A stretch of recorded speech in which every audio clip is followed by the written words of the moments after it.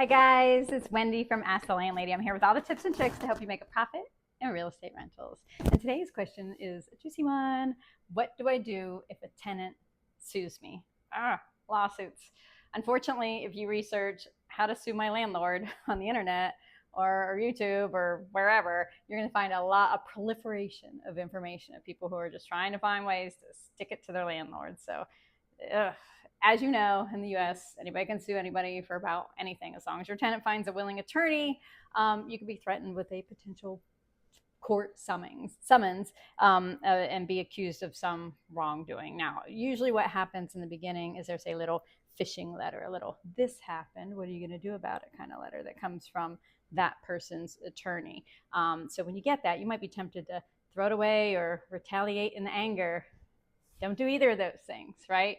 If it's what I would do, first of all, is give it to my attorney and say, hey, what do you think about this? And let that person take over and handle it for you. There's some things that you have to spend money on, guys. I know I'm a landlady, I'm a landlord. I do not like to pay other people to do things because much of this job, we're doing everything ourselves, right? We're cleaning the carpet, we're setting off bug bombs, we're mowing the grass, we're collecting rent, we're doing leases, we're doing everything.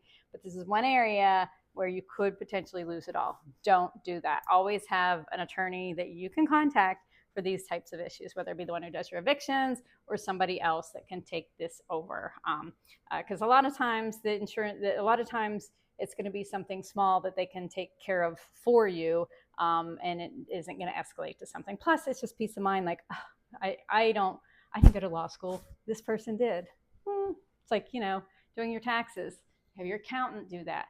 That's their expertise. I am terrible at drywall. So I find somebody who knows how to drywall and they drywall my apartments, not me. So you find the person that has expertise. That being said, lawsuits are upsetting and much of the time frivolous, but it's not the time to try to solve it on your own. Recently, I had a tenant alleging that their guest fell in a hole in the laundry room. So the next day we go over and there's this place where they said they had fallen. They tried to show it to us where there was the cover bolted down. There was no way it could happen. So we took pictures, we documented. These people were obviously high, still high. So all this got documented. So then we got the letter from the attorney. We just told our attorney told that attorney, and then it all went away.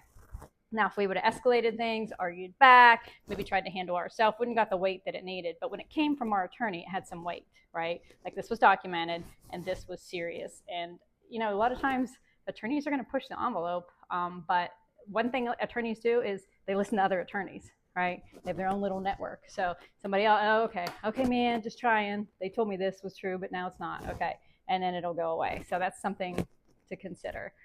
In another instance, I had an issue where a tenant alleged that a neighbor dog bit him, and then years later, wasn't even living, he was living in a whole other city.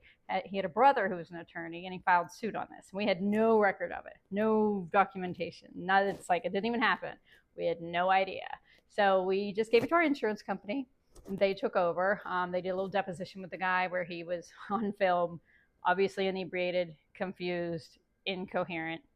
The thing just got shut down and went away. So instead of me worrying about it and stressed about it, oh my gosh, this official letter, they're going to sue me for a dog bite that I didn't even know happened. And then it just was nicely taken care of by your insurance company. So that's another thing. Another thing you may consider is now's not the time to lie. If there really is an issue or there's something comes up, you may consider settlement. It sucks. It sucks to pay somebody for something, especially if you think you're right and you think this is something they shouldn't have filed a suit on or try to go after you on. But there might be a technicality in the law. There may be something, maybe your security deposit was 3 days late in getting back to them. There may be issues where they could go to court and get double security deposit. So in that instance, maybe you will give them a little extra, or you may want to make a settlement and sign off on it and have your attorneys do that to avoid having to go to court and take on a lot more expense and worry and stress in your life that you don't need. Again, it sucks, but it's the cost of doing business. It's like your gas station, convenience store has built in that people are going to steal from them, right? It's the cost of doing business. It sucks. It's wrong. It's terrible, but it's kind of their cost of doing business. So that's something that you may even consider too. So again, always have an attorney in your corner. Don't forget about your insurance. They're there to help you in these types of claims, especially a lot of these slip and falls and things that happen on the property. That's what they have, attorneys, and that's what you pay for. And 3, you may consider a settlement sometimes just to make it all go away. So have you had a lawsuit? Have you had to deal with this sucky thing? I unfortunately have, and I tell you about it in my book. So pick them up on Amazon. But shoot me a comment. I'd love to hear about it because, again, some days it's not easy being a landlord, and especially on a day when you get a letter from an attorney or a lawsuit, right? That's a bad day. So we're all in this together. We can only learn from each other. So thanks. Have a great day.